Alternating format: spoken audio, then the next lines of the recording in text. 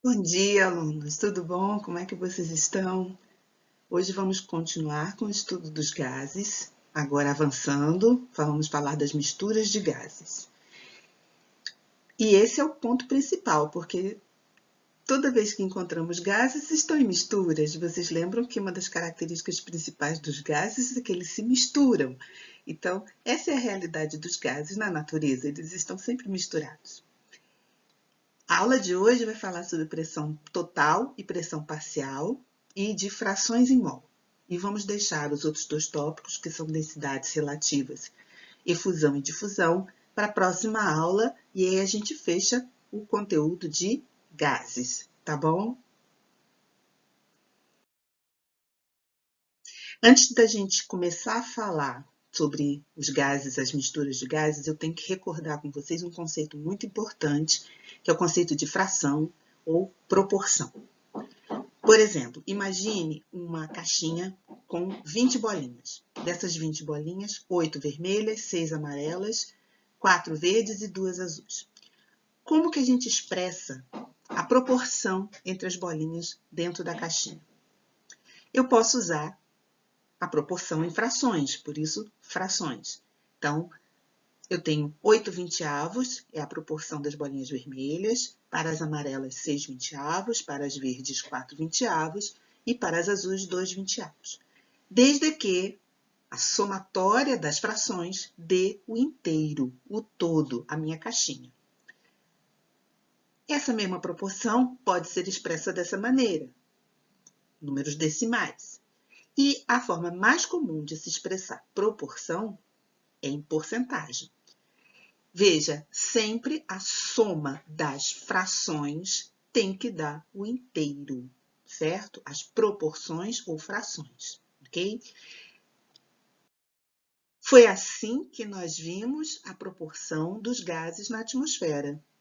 78% de nitrogênio, 21% de oxigênio e 1% de todos os outros gases. Esta proporção nada mais é do que nós chamamos de fração em mol. O ar, a composição do ar é o todo, é o inteiro. Nitrogênio é uma fração, oxigênio é outra fração. E essa fração é dada em porcentagem, mas ela também é conhecida como fração em mol, porque eu posso ler da mesma maneira. Por exemplo, qual é a fração em mol de nitrogênios? 78%. Então, 78 mols de moléculas de nitrogênio em 100 mols de moléculas de ar. Para o oxigênio, 21%, ou 21 mols de moléculas de O2 em 100 mols de moléculas de ar. Correto? Então, eu estou expressando a composição em frações.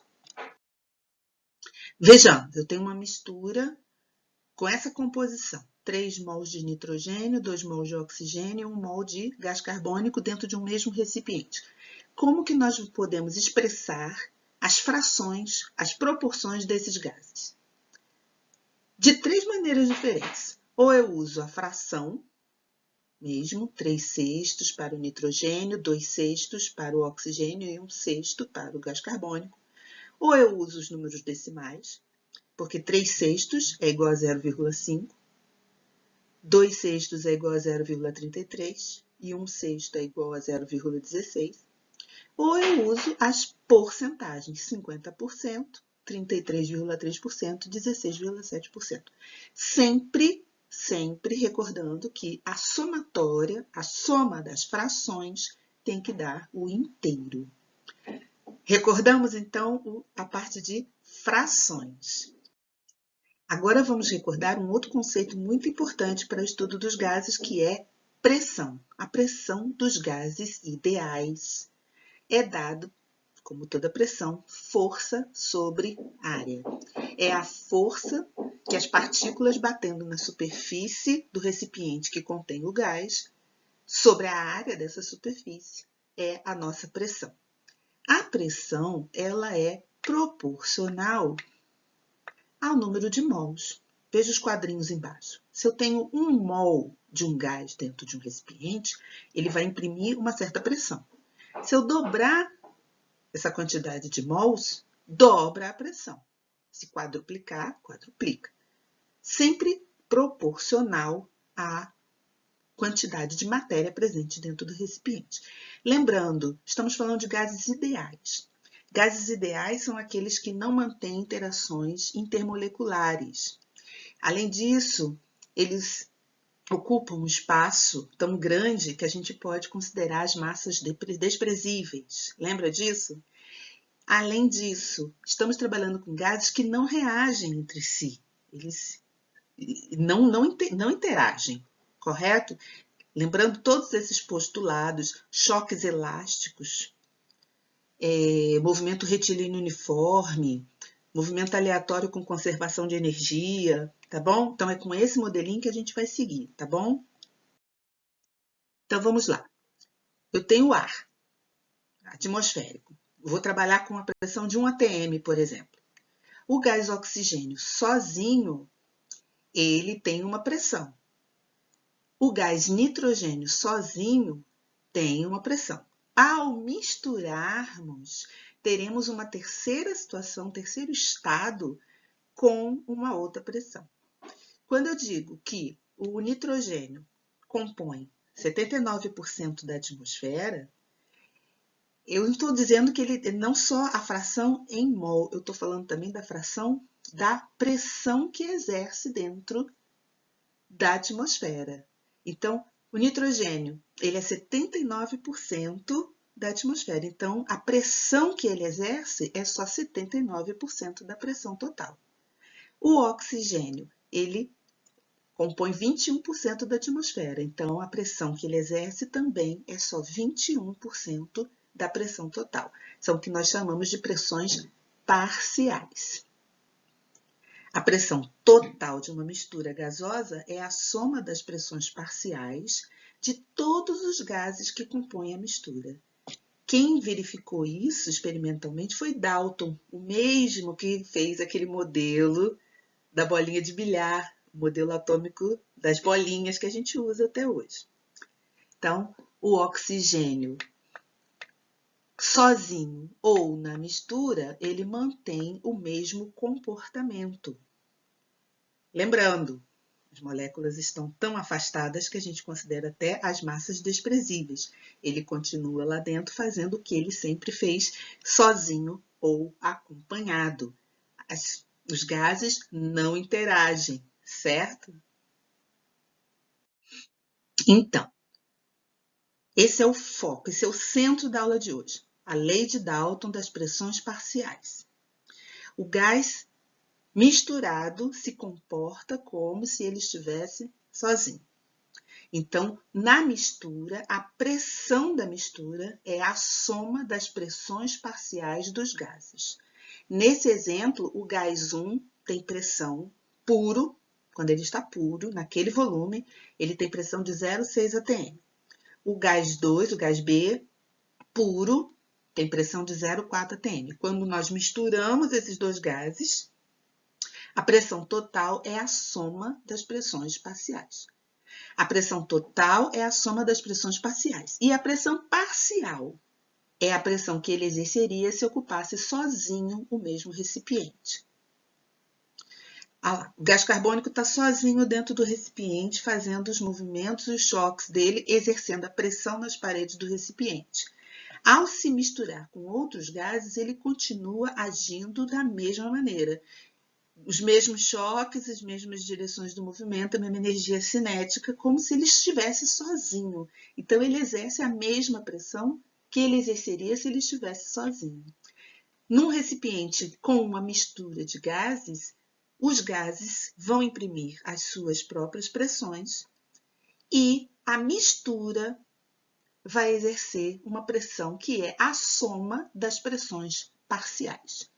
Eu espero que tenha ficado entendido o que é pressão total da mistura e pressões parciais dos componentes da mistura. Vejamos, um recipiente 1 contendo hidrogênio tem a sua pressão, seu volume, a sua temperatura, sua quantidade de matéria. Eu tenho um outro recipiente com gás hélio, também com as suas variáveis, todas definidas. Ao misturarmos essas duas esses dois componentes, nós temos um terceiro estado com algumas características. Vejamos. O volume foi mantido constante. Você vê que o volume está igual para os três. A temperatura também. Na mistura, a temperatura dos gases é igual. O que variou? Variou que a pressão final vai ser a soma das pressões parciais dos gases componentes da mistura. E a quantidade de matéria também é a soma das quantidades iniciais que vieram com a mistura, certo?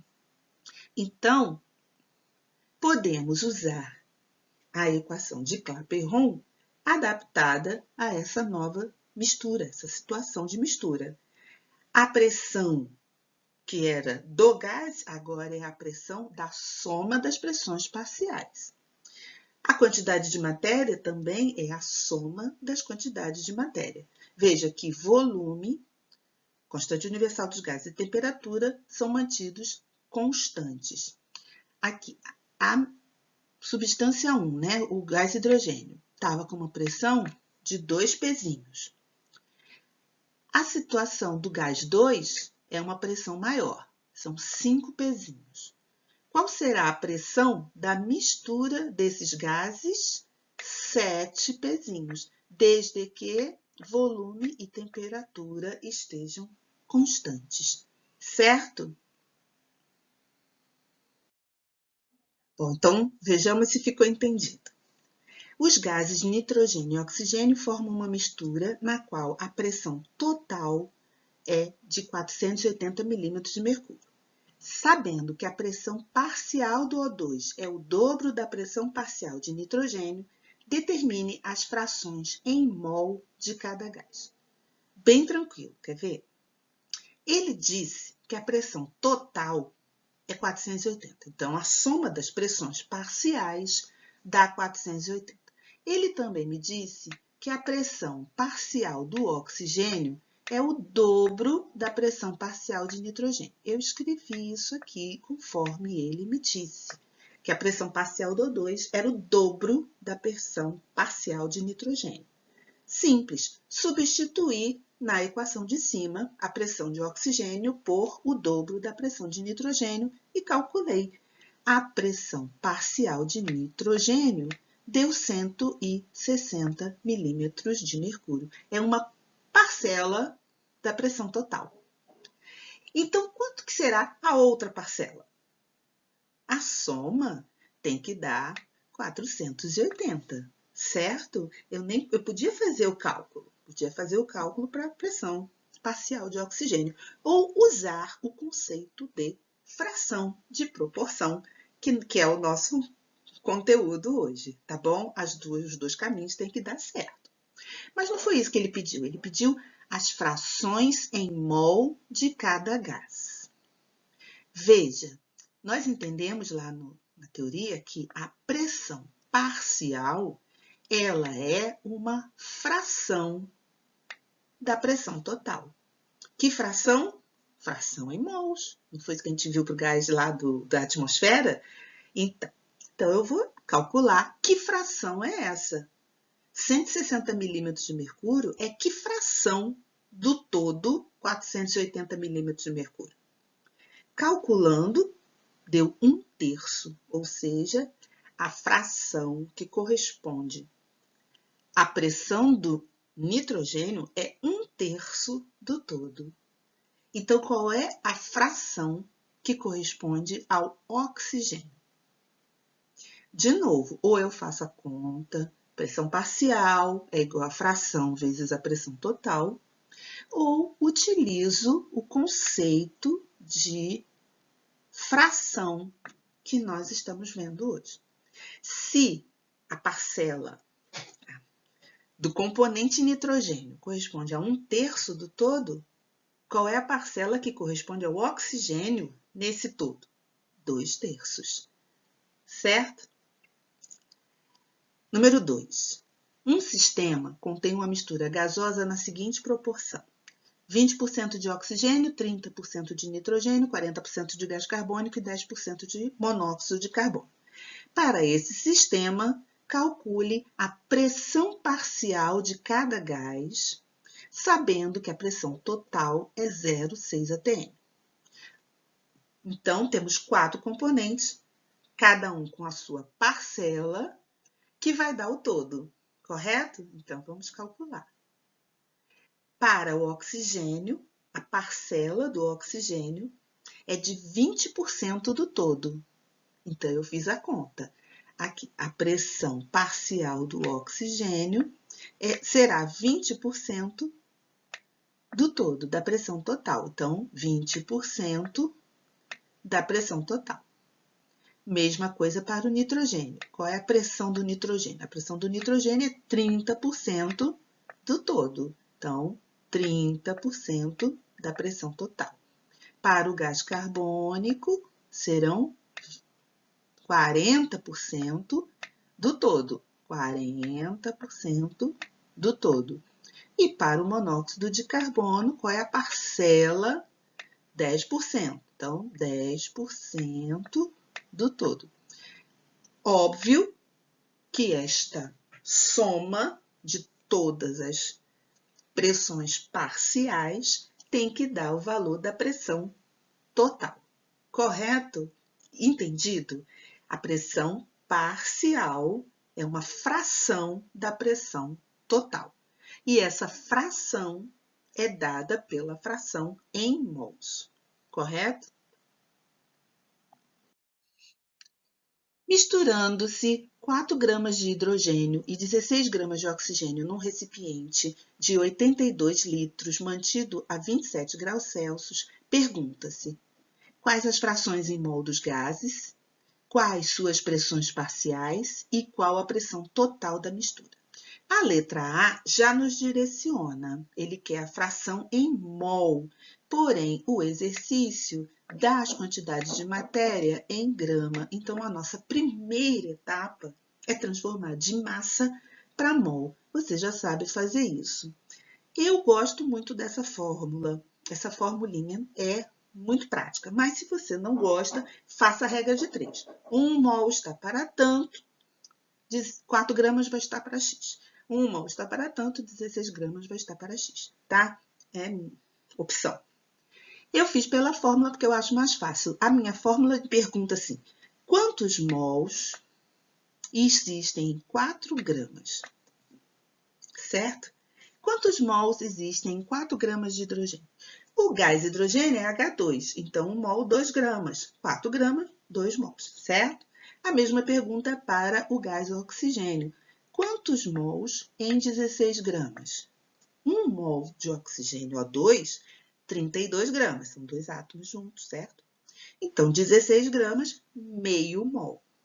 Para fazer a fração em mol, eu preciso saber o todo, o unitário, o completo. E o completo é a soma das quantidades de matéria que estão misturadas.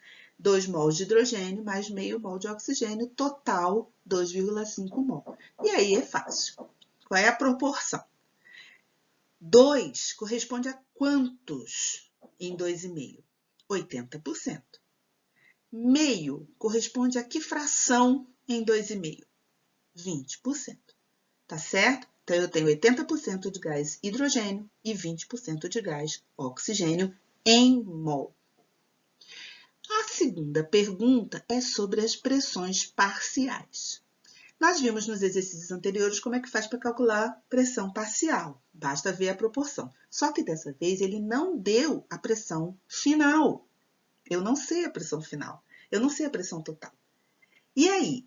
Muito simples. Eu vou usar a equação de estado. Vocês sabem qual é a equação de estado? A equação de Clapeyron. Para cada caso. Então, eu vou usar a equação de Clapeyron, primeiro para o hidrogênio, a situação dele, isolado, e depois para o oxigênio. Lembra-se, há uma mistura de gases. Eu tenho um volume total, eu tenho uma temperatura final, porém, cada gás se comporta como se sozinho estivesse, correto? Então, eu vou calcular a pressão para o hidrogênio como se sozinho estivesse e para o oxigênio como se sozinho estivesse. Quais são as variáveis específicas? A pressão e o número de mols. Então, esses serão ou do hidrogênio ou do oxigênio. Vejamos. Para calcular a pressão do hidrogênio como se sozinho estivesse, eu uso o número de mols só de hidrogênio naquele recipiente da mistura. 0,082 é a constante universal dos gases, 300 é a temperatura em Kelvin e o volume final total. Deu 0,6 atm só para o hidrogênio.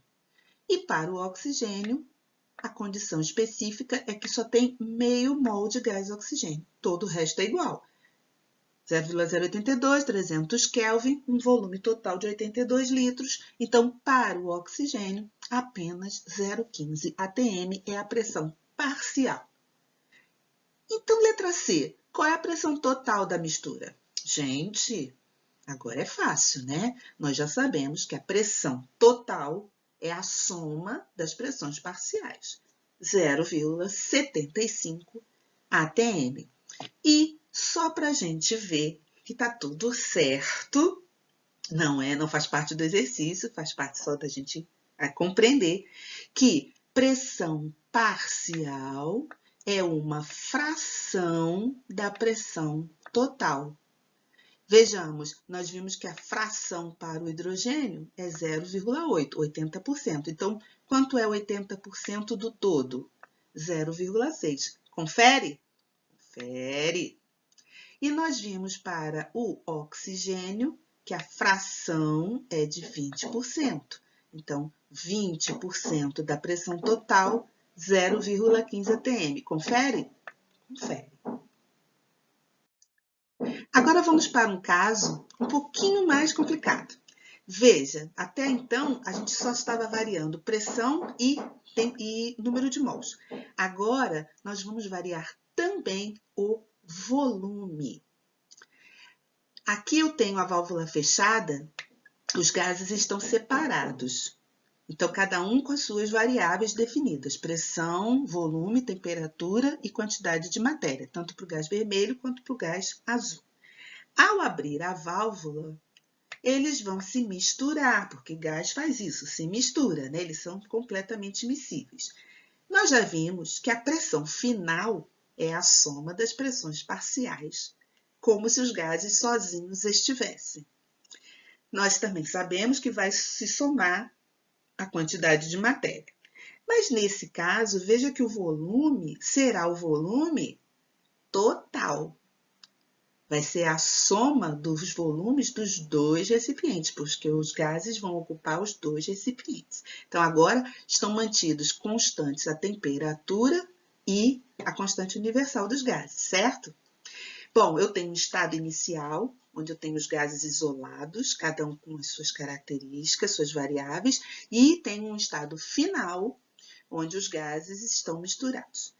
Não se esqueça, gases ideais se comportam como se sozinhos estivessem. Então, nós podemos usar aquelas equações, tanto da equação geral quanto a de Clapeyron, para os gases, desde que a gente considere temperatura constante, certo? Então, eu retorno para algo muito semelhante à lei de Boyle-Mariotti das isotermas. Temperatura constante, isoterma. Quem varia? Pressão e volume. E também posso continuar usando a equação de Clapeyron para cada caso específico, certo? Vejamos.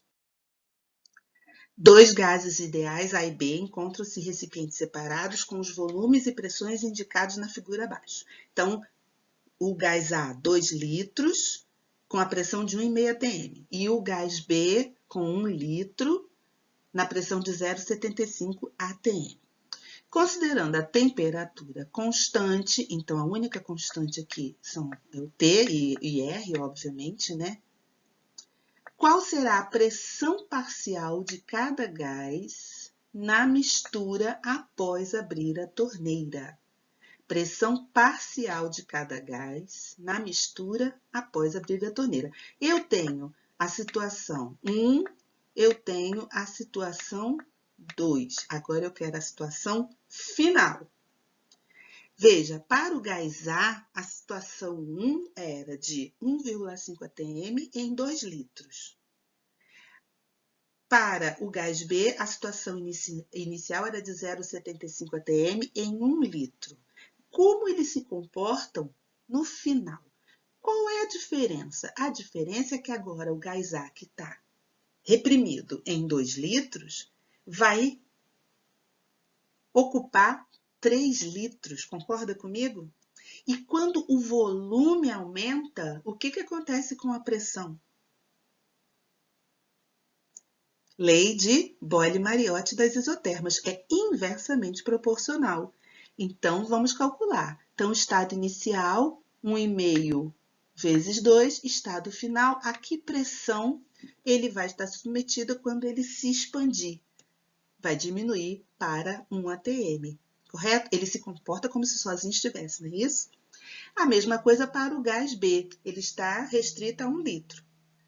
Quando abre a válvula, ele se expande para 3 litros. Então, o volume aumentou. O que aconteceu com a pressão? Diminuiu. Tranquilo, gente? Então, vamos ao próximo. 2 recipientes contêm, respectivamente, N2 e O2, ambos a 25 graus Celsius e estão ligados por uma válvula. Abrindo-se a válvula, os dois gases se misturam. Qual será a pressão final da mistura? Veja que lá ele pedia a pressão de cada gás. Agora ele quer a pressão final da mistura, pressão total. Nós já sabemos que a pressão final total é a soma das pressões iniciais. Podíamos fazer daquele jeito lá, anterior, e depois somar as pressões. É um ótimo caminho. Mas eu tenho um outro caminho. A temperatura constante, o volume final é a soma dos volumes, então vai dar 5 litros. Veja, aqui está a situação final, a pressão final que ele está pedindo e o volume final, que será de 5 litros. O que eu fiz? Eu somei as condições dos gases e vou aplicar as condições dos gases, vou somar, porque não vai haver uma soma das pressões e uma soma dos volumes? Muito bem, é isso que nós vamos ver. Só que o volume final é de 5 litros. Então, para o gás nitrogênio, a pressão era 1 atm em 3 litros e para o gás nitrogênio eram 5 atm em 2 litros. Essas são as condições iniciais.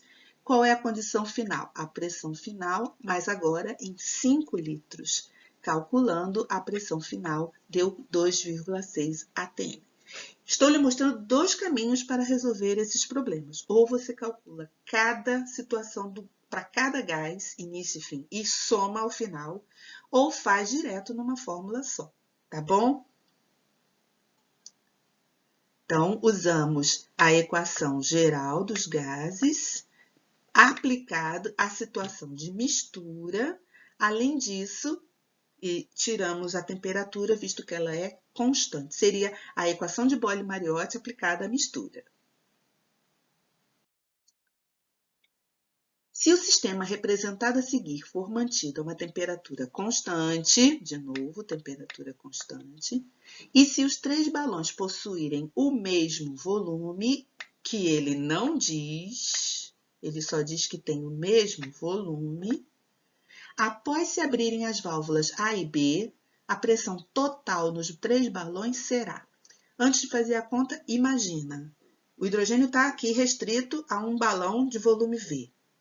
O hélio está aqui restrito a um balão de volume V. Ao abrir as torneiras, eles vão se espalhar por um volume de 3V, correto? O que vai acontecer com a pressão? Vai diminuir. Você sabe que quando a temperatura é constante, isoterma, se o volume aumenta, a pressão diminui. Muito bem, ele quer saber a pressão total nos 3 balões. Sim, porque nós sabemos que vai ficar tudo homogêneo, mesma temperatura, mesma pressão total. Porém, cada gás com a sua pressão parcial, correto? E é isso que nós vamos ver. Ó, a situação inicial do hidrogênio, a situação inicial do hélio. E aqui a situação final de todo o sistema. Lembre-se que a equação de estado, ela descreve justamente o estado inicial e o estado final, correto? Ali está, o estado inicial e o estado final. Estado inicial dos dois componentes, resultando no estado final, a mistura toda. Detalhe, o volume final, que é muito maior, certinho? Então, é só aplicar. Qual é a pressão do hidrogênio? 3 atm. E o volume? V. Pressão do hélio, 9 atm. E o volume? V. Ele não diz. A pressão final é o que ele pediu e o volume final, 3V. Basta calcular. 3V mais 9V, 12V, igual a P, que multiplica 3V. Passei o 3V para lá dividindo, a pressão final é de 4 atm. Ok? Então, eu só acho que só tem um jeito disso aí ficar bem tranquilo, é fazendo os exercícios, porque não houve grandes novidades hoje em termos de matemática. Eu estou usando as mesmas equações que eu usava para o gás isolado, só que agora aplicado à mistura. O conceito principal que foi adicionado hoje na cabeça de vocês é o conceito de porcentagem, de fração, tanto para número de mols como para as pressões parciais, tá bom? Então, façam as listas de exercício, leiam as notas de aula. Nos vemos na próxima aula para dar continuidade ao estudo dos gases. Tchau, queridos!